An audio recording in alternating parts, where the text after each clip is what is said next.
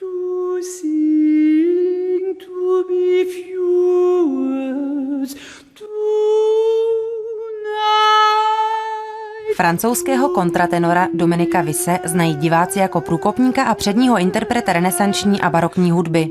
Na zámek v Miloticích přijel tentokrát se svým nevšedním triem a z brusu novým programem.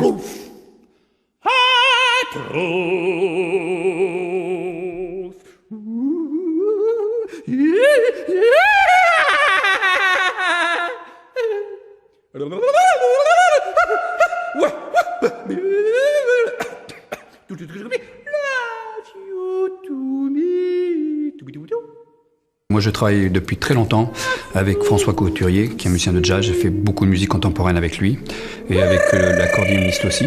Et il se trouve que ce programme-là, nous l'avons déjà fait 2 fois et il correspond exactement à la thématique de ce festival. Donc, en fait, ce programme n'a pas été fait exclusivement pour le festival.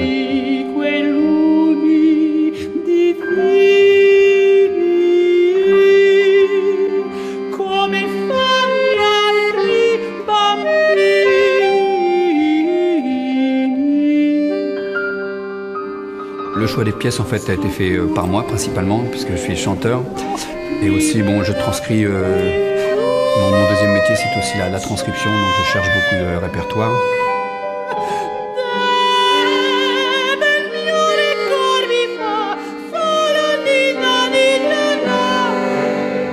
Et comme je travaille depuis longtemps avec François Couturier sur cette problématique de l'accompagnement de la musique ancienne avec des musiciens modernes, j'ai donc cherché des pièces anciennes où je pensais qu'il pouvait jouer assez facilement, où il serait surtout intéressé à jouer. Donc c'est ces pièces qui sont dramatiques, très mélancoliques, et avec ces basses répétées de chaconne, soit chromatiques, soit simples, est en fait une formule idéale pour s'exprimer et improviser.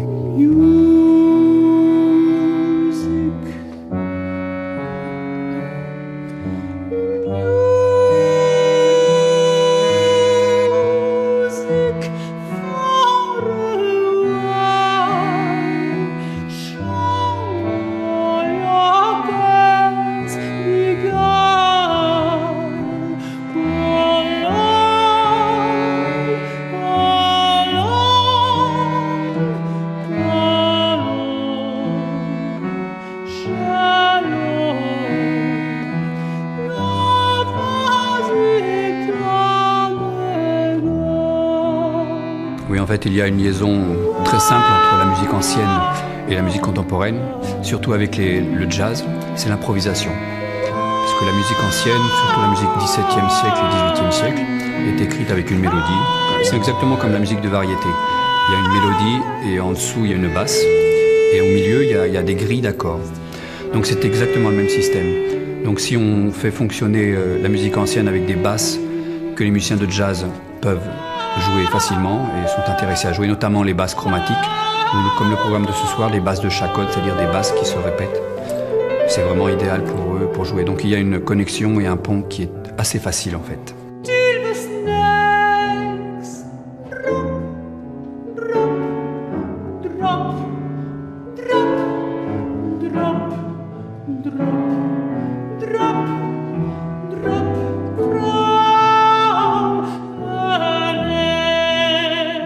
Deuxième choix, ce sont les pièces, la pièce médiévale, Guillaume de Machaut aussi. Une pièce longue qui a une forme de motet, c'est-à-dire une forme très longue qui se répète aussi et qui est très simple musicalement. Donc là, ils peuvent aussi improviser facilement. En plus, la musique médiévale était aussi très improvisée.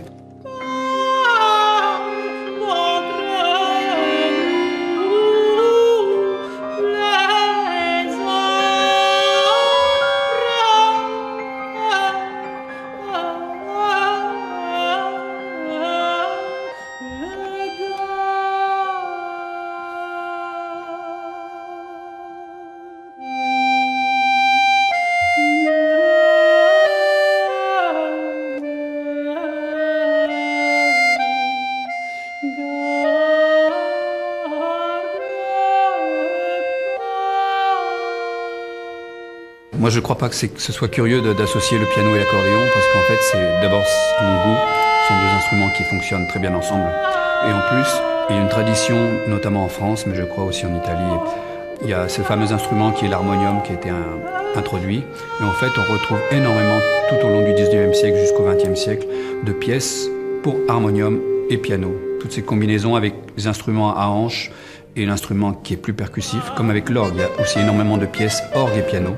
C'est le même système en fait, juste transposé avec cet instrument qui est un harmonium à bretelles. Si tout en marchant je divague, et si mon œil est aiguillage, il ne faut s'en étonner, car je suis un peu grise, mais chut, faut pas qu'on le dise, chut, faut pas, faut pas.